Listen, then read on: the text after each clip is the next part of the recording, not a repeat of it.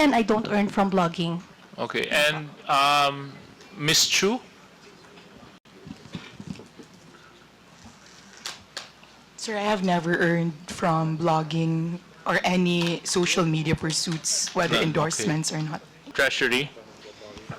Your Honor, good afternoon. For the mentioned companies, Your Honor, considering that they are a non-resident foreign corporations, Your Honor, they should be taxed on their income within the Philippines, Your Honor. So, but are they actually paying, contributing? Your Honor, may we be allowed to confirm that with our operations group, Your Honor, and submit to this committee whether or Okay. not. Yeah, Thank you, kasi Your gusto Honor. ko lang po malaman kung may contribution po o may binabayad pong buwis ang Facebook, ang TikTok, ang Twitter, at ang ito sa iba pang mga social media platforms, because as we all know, other than the news and other than the opinions that they share, marami din pong mga selling at trading na nangyayari within their platforms, so which I think should be regulated and should be properly monitored by our government agencies, just so that, you know, we can protect the consumers and the Filipino people. Bidance, Ma'am Peachy Paderna, yeah.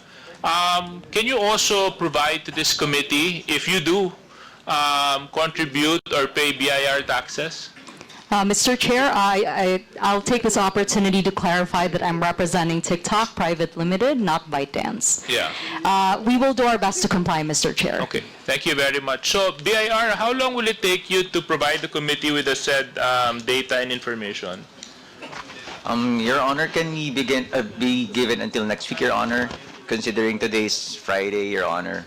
Again, sorry. Can we be given until next week, Your Honor? Considering today is at Friday, and there's no work tomorrow, Your Honor. Okay. Mr. Chair. Yeah. With the indulgence of the Honorable Suarez. Pong Romy. Kayo po ba ang representative ng BIR in the last hearing? No, Your Honor. I remember because I was the chair of that hearing, the BIR was directed to submit a report on the number of social media influencers taxed by the BIR and the respective tax payments. Yes, Have you sir. complied with this? Your Honor, we My question is, have you complied with this? not yet, Your Honor. May I know why? Your Honor, we have collated the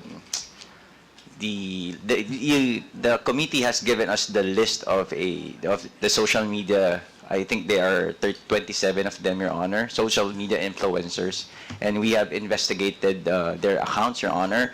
Most of them are registered indeed, but considering that they use they're not a company, Your Honor. Some of the influencers have or their names are similar to other taxpayers, Your Honor. One of the social media influencers has been tagged for 17, 18 names, Your Honor. So, may I just interject that the BIR already created a specialized body, which are a task force, kumbaga po, na dedicated to investigating social media influencers and consequently issuing letter of authority for further audit, Your Honor. Can you give us a timeline where you can submit all this data that this committee is asking? Your Honor, we may right now, Your Honor, we can submit the list at most, Your Honor, but we are prohibited by the tax code, Your Honor, to give sensitive information like the payment or the taxes they paid. It's in the tax code, Your Honor. So as of now, we are prohibited unless the taxpayer waives his or her right in writing, or there be a executive session, Your Honor, where we can give the data needed, Your Honor. Thank you, Mr. Chair. Thank you, Your Honor. Thank you very much, Thank you, Kong Your Romy. Thank you also for informing the body that the BIR has pending documents that need to be submitted to the committee. So, Mr. Chair, I just request that the BIR comply immediately So, my next question, BIR, other than the social media platforms, to the influencers and to the vloggers present, meron po ba kayong spokesperson na tagapagsalita, or you'll all speak individually?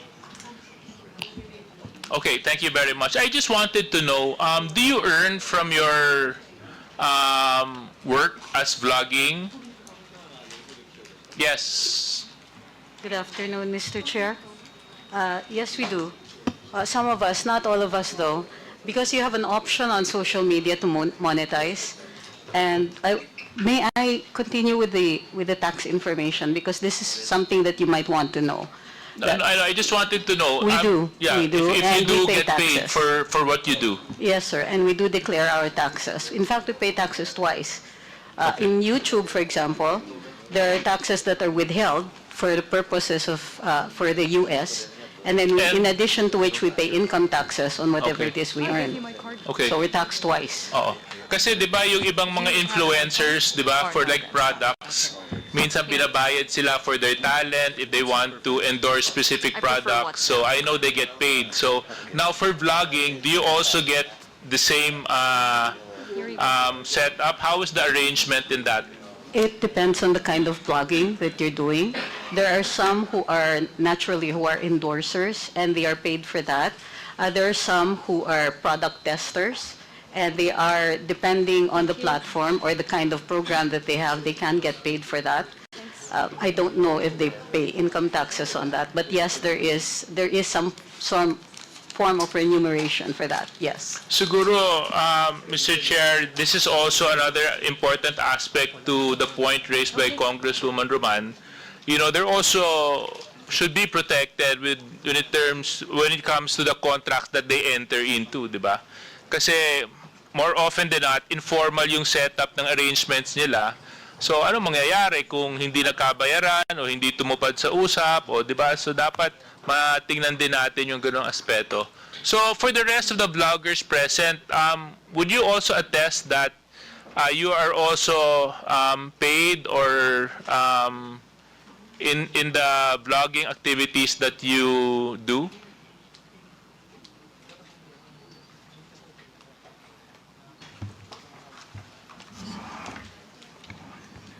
Mr. Chair, I do earn through the social media platform, but this is through the monetization program that each social media has.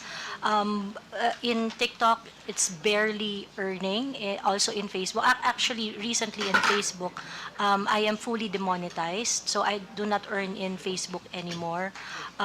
In YouTube, they have a monetization program, partnership program, and I do earn from my vlogging endeavor through YouTube.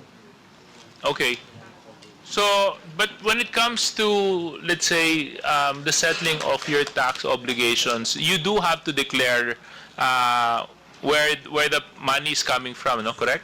That's how I understand it, Your Honor, because part of our audience is not in the Philippines, and of course, I am not so sure how they schedule how they monetize the earnings based from the viewers from the Philippines and from the U.S., but we are required to sign documents.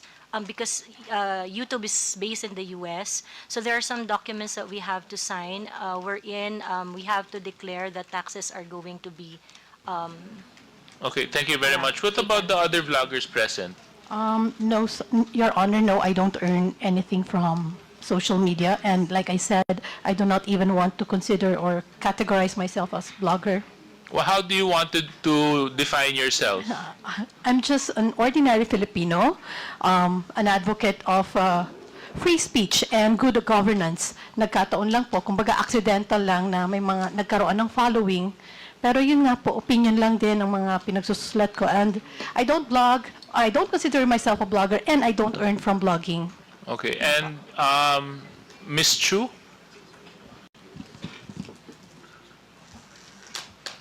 Sir, I have never earned from blogging or any social media pursuits, whether None, okay. endorsements or not. Thank you. Thank you.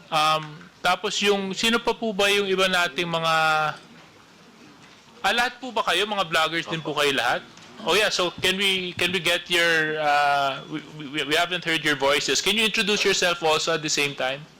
I'm Dr. Richard Mata, Your Honor, from Davao City. I'm a pediatrician basically, so I pay taxes as a pediatrician. Regarding my monetization, I had a monetization sa Facebook, but then again, nag-demonetize na naman. So basically, as of now, wala pa po. YouTube, zero po. As of the moment. So sa Facebook malakas, no? From what I've been gathering from among you, sa Facebook meron, sa TikTok wala masyado. Tama po ba 'yon? Maliit lang.